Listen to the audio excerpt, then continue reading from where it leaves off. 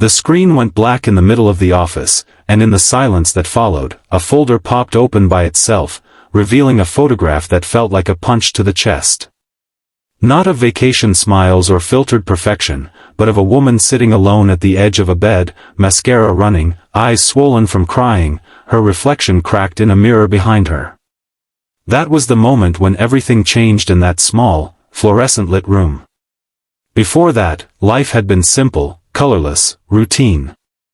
My name was Ryan Haley'd, a junior IT technician who lived in a narrow apartment above a closed-down tailor shop, where the smell of dust and old fabric never really left.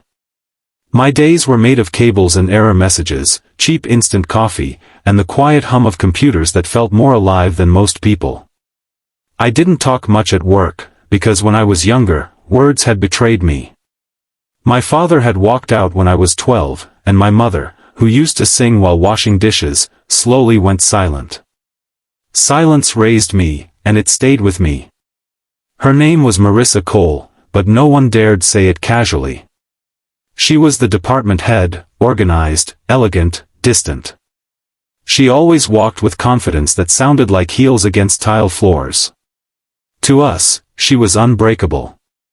Glass walls, locked doors, perfect makeup, controlled smiles. She lived in a world of meetings and deadlines that had no place for weakness. That morning, daylight spilled through dusty blinds, painting the office in pale gold and gray bars. The air smelled like old files and printer ink. She called me in because her computer had frozen. Said it calmly. Didn't smile. Just stood there waiting, arms folded, eyes unreadable. I sat at her desk, fingers moving over keys, chasing errors buried deep in folders. Then the power flickered. Just a small flicker. And the system stuttered. A hidden directory opened for a fraction of a second. And there it was.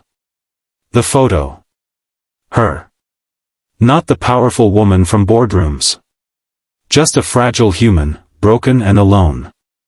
For a split second, she moved toward the screen, panic flashing in her eyes like lightning breaking a storm cloud. Her hands trembled. She didn't shout. She didn't close it. She just stood there, looking smaller than anyone had ever seen her. This story is touching hearts already. If you are watching Ripple of Love, and you believe in hope, compassion, and second chances, please like, comment, share, and subscribe right now. Your support keeps stories like this alive. The room felt heavier, like the air had become thick. I looked away, pretending I hadn't seen. I minimized the folder and focused on fixing the system, but the image was burned into my mind. Not because it was shocking, but because it was honest. The computer came back to life. Files reopened. The humming returned. But she didn't leave. She stood there, hands resting on the desk, fingers pressed flat like she was grounding herself from falling apart. The light from the monitor softened her face, and suddenly the mask she wore every day seemed paper-thin. She didn't speak for a long time. The office world continued outside, phones ringing faintly, footsteps passing, a printer coughing up paper somewhere like an old man clearing his throat. It was a normal day everywhere else. But inside that room, something was breaking open. She leaned slightly closer, her shadow falling across the keyboard. Her voice was barely sound at all when she finally asked the question. Do you think I'm pretty? It wasn't a compliment she wanted. It was permission to exist without armor. I froze. My heartbeat rang louder than the computer fan. I thought of my mother, staring at herself after my father left, wondering if she had been enough. I thought of myself, invisible in corners, afraid to be seen. My answer wasn't words. It was the way my hands stopped shaking. It was the way I looked at her without judgment. It was the way silence held something safe instead of sharp. From that day, the daylight felt different. Marissa began to change, not in her outer perfection, but in the quiet spaces. She started turning on her desk lamp even when the sun was enough, like she was afraid of shadows. She stopped closing her office door all the way. She would sometimes pause by my desk, pretending to ask about cables, but really just existing near someone who had seen her real face and didn't turn away. And I changed too. I began to notice how lonely strength looked. How people who seem powerful often carry the heaviest, quietest wounds. I saw how beauty was not in smooth skin or styled hair, but in the bravery to ask a fragile question when you are used to giving commands. Outside, life remained loud. Buses hissed on wet roads. The sky shifted from pale blue to gray and back again. Dust floated in sunbeams. But inside both of us, something was slowly learning to breathe. One afternoon, weeks later, the office lost power again. This time, sunlight poured through the windows like a flood. Everybody panicked, gathering files, complaining. In the chaos, I saw her sitting at her desk, not hiding behind her screen, but simply watching the light dance on the walls. That was when I understood. Her picture wasn't vanity. It was evidence of survival. A moment from a time when she hadn't been the boss, hadn't been the strongest one in the room, just someone who had been deeply hurt and somehow kept walking. Life tested us both after that. I received a call from my landlord threatening eviction. Money was tight. The past knocked loudly inside my chest. I almost quit. Almost disappeared like I had watched my father disappear. And she, behind closed glass, carried her own storms. A failed marriage the company knew nothing about. A sick mother. A life where she gave everything and still felt empty.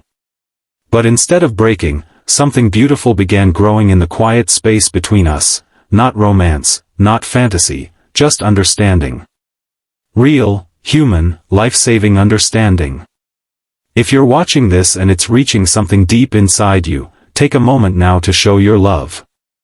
Like, share, and subscribe to Ripple of Love if this story touched your heart and reminded you that even the strongest people need kindness. One rainy afternoon, the system crashed again. I went into her office. The air smelled like wet concrete drifting in from the open window. Papers rested silently. I fixed the error faster this time. And then she turned the screen toward me. The same photo. Not hidden this time. The broken mirror. The running mascara. But this time, she was standing in the reflection with her head slightly lifted, like she had survived. She didn't need reassurance. She didn't need an answer. She just needed someone to see it. Before this story ends, I want you to leave a comment about what this story made you feel. Your thoughts matter more than you know. The final month at that job arrived quietly. Her department got restructured. I found another opportunity fixing systems for a small clinic. On my last day, the office looked different, not because it changed, but because I had. The daylight coming through the blinds made soft gold lines on the floor. The air was calm. She stood by the window, no longer hidden by screens, no longer protected by distance. She slipped a small folded paper into the drawer of the desk I used. No speeches. No dramatic goodbye. When I opened it later, standing alone by a bus stop with cars rushing by, the paper only had one sentence. You taught me that being seen isn't weakness. Years passed. Life didn't become perfect. I still lived simply. Bills still came. Problems still existed. But when I looked at people now, I didn't see masks first. I saw possible pain. Possible bravery. Possible stories trying to breathe. And whenever I thought of that photo, I didn't think of embarrassment or shock. I thought of courage.